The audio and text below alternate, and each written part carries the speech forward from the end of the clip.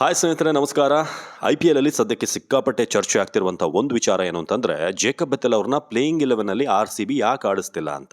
ನಾನು ವಿಡಿಯೋ ಮಾಡುವಾಗಲೂ ಕೂಡ ನೀವೆಲ್ಲರೂ ಬಂದು ಕಮೆಂಟ್ ಮಾಡ್ತೀರಾ ಬೆಥೆಲ್ ಅವ್ರನ್ನ ಆಡಿಸ್ಲೇಬೇಕು ಅಂತ.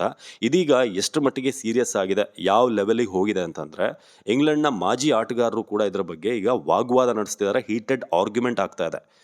ಜೊತೆಗೆ ಬೆಥೆಲ್ ಕೂಡ ಇದರ ಬಗ್ಗೆ for the first time exclusive reaction ಕೊಟ್ಟಿದ್ದಾರೆ. ಏನು ಅನಿಸ್ತಾ ಇದೆ ಅವರಿಗೆ RCB ಆಡಿಸ್ತಿರೋ ಬಗ್ಗೆ, ತಲೆಯಲ್ಲಿ ಏನು ಓಡ್ತಾ ಇದೆ, ಏನು ಫೀಲ್ ಆಗ್ತಿದೆ, ಅದರ ಬಗ್ಗೆ ಅವರು ಫಸ್ಟ್ ರಿಯಾಕ್ಷನ್ ಕೊಟ್ಟಿದ್ದಾರೆ.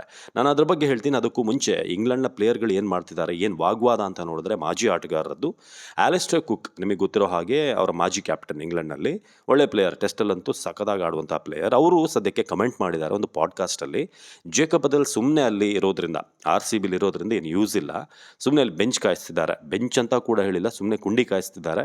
ಅಲ್ಲಿಗಿಂತ ಬೆಟರ್ ಅವರು ವ್ಯಾರ್ವಿಕ್ ಶೈರ್ ಪರ ಆಡಲಿ. ಕೌಂಟಿ ಕ್ರಿಕೆಟ್ ಆಡಿದ್ರೆ ಅವ್ರಿಗೂ ಕೂಡ ಒಂದು ಎಕ್ಸ್ಪೀರಿಯನ್ಸ್ ಸಿಗುತ್ತೆ, ಒಳ್ಳೆಯ ಒಂದು ಎಕ್ಸ್ಪೋಜರ್ ಸಿಗುತ್ತೆ, ಕ್ರಿಕೆಟ್ ಕಲಿಬೋದು ಅವರು ಅಂತ. ಇದಕ್ಕೆ ಕೆವಿನ್ ಪೀಟರ್ಸನ್ ಗರಂ ಆಗಿದ್ದಾರೆ. ಬೆಥೆಲ್ ನಿನ್ನ ತಲೆ ಕೆಡಿಸ್ಕೋಬೇಡ ಅಂತ ಟ್ವೀಟ್ ಮಾಡಿದ್ದಾರೆ. ಅಲಿಸ್ಟರ್ ಕುಕ್ಗೆ IPL ಬಗ್ಗೆ ಬದನೆಕಾಯಿ ಗೊತ್ತಿಲ್ಲ, ಆಡಿದರೆ ತಾನೇ ಗೊತ್ತಾಗೋದು ಸರಿಯಾಗಿ. ಸೊ ಹಾಗಾಗಿ ನೀನು ತಲೆ ಕೆಡಿಸ್ಕೋಬೇಡ, ನಿನಗೆ ಒಳ್ಳೆ ಒಂದು ಎಕ್ಸ್ಪೀರಿಯನ್ಸ್ ಇದು, ಅನುಭವ ಪಡ್ಕೋ. IPL ಥರದ ಒಂದು ಲೀಗ್ ಇದೆಯಲ್ಲ, ಅದು ಸಿಗಲ್ಲ ನಿನಗೆ ಅವಕಾಶ ಈ ಥರದ್ದು. ದಯವಿಟ್ಟು ನೀನು ತಲೆ ಕೆಡಿಸ್ಕೋಬೇಡ. ಏನು ಸದ್ಯಕ್ಕೆ ಹೋಗ್ತಾ ಇದೆ ಅದನ್ನು ಮ್ಯಾನೇಜ್ ಮಾಡ್ಕೊಂಡು ಹೋಗು, ಅದನ್ನು ಫಾಲೋ ಮಾಡ್ಕೊಂಡು ಹೋಗು, ನಿನ್ನ ಅವಕಾಶ ಸಿಕ್ಕೇ ಸಿಗುತ್ತೆ ನಿನಗೆ ಅಂತ ಪೀಟರ್ಸನ್ ಹೇಳಿದ್ದಾರೆ. ಇದು ಎರಡು ಆಟಗಾರದ್ದಾದರೆ, Jacob Bethell for the first time react ಮಾಡಿದ್ದಾರೆ Sky ಸ್ಪೋರ್ಟ್ಸ್ಗೆ.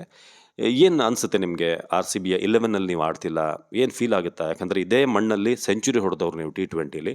How do you feel ಅಂತ ಕೇಳಿದಾಗ ಬೆಥೆಲ್ ತುಂಬ ಕೂಲಾಗಿ ಉತ್ತರ ಕೊಟ್ಟಿದ್ದಾರೆ. ನೋಡಿ, ನನಗೆ RCB 11ನಲ್ಲಿ ಆಡಕ್ಕೆ ಸಿಕ್ಕಿಲ್ಲ ಅನ್ನೋದ್ರ ಬಗ್ಗೆ ನಾನು ತಲೆಗೆಡ್ಸ್ಕೊಂಡಿಲ್ಲ. ಬಟ್ ನಾನು ಕಳೀತಿರುವಂಥ ಒಂದೊಂದು ದಿನ, ಒಂದೊಂದು ಕ್ಷಣ ಕೂಡ ನನಗೆ ಸೂಪರ್ಬ್ ಆಗಿದೆ.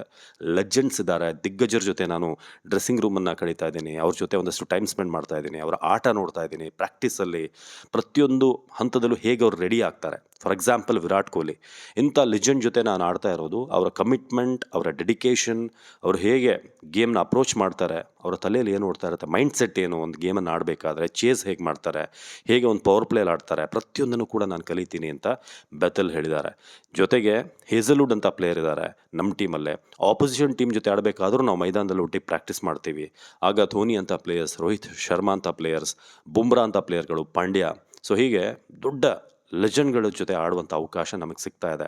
ಸೊ ಆ ಕಾರಣಕ್ಕೆ ವಿರಾಟ್ ಇರ್ಬೋದು, ಹೇಸಲ್ವುಡ್ ಇರ್ಬೋದು, ಭುವನೇಶ್ವರ್ ಇರ್ಬೋದು, ನಮ್ಮ ಟೀಮಲ್ಲಿರೋರು, ಕೃಣಾಲ್ ಪಾಂಡ್ಯ, ಎಲ್ಲರಿಂದ ಕೂಡ ನಾನು ಎಕ್ಸ್ಟ್ರಾಕ್ಟ್ ಮಾಡ್ತಾ ಇದ್ದೀನಿ. ಸೊ ಇದು ನನಗೊಂದು ದೊಡ್ಡ ಅವಕಾಶ ಅಂತ ಹೇಳಿದ್ದಾರೆ. ಇನ್ನು ವಿದೇಶಿ ಆಟಗಾರರು ಅಂತಂದರೆ ಬಟ್ಲರ್ ಅಂತ ಪ್ಲೇಯರ್ಗಳು ಲೀಗಲ್ಲಿ ಆಡ್ತಾ ಇದ್ದಾರೆ.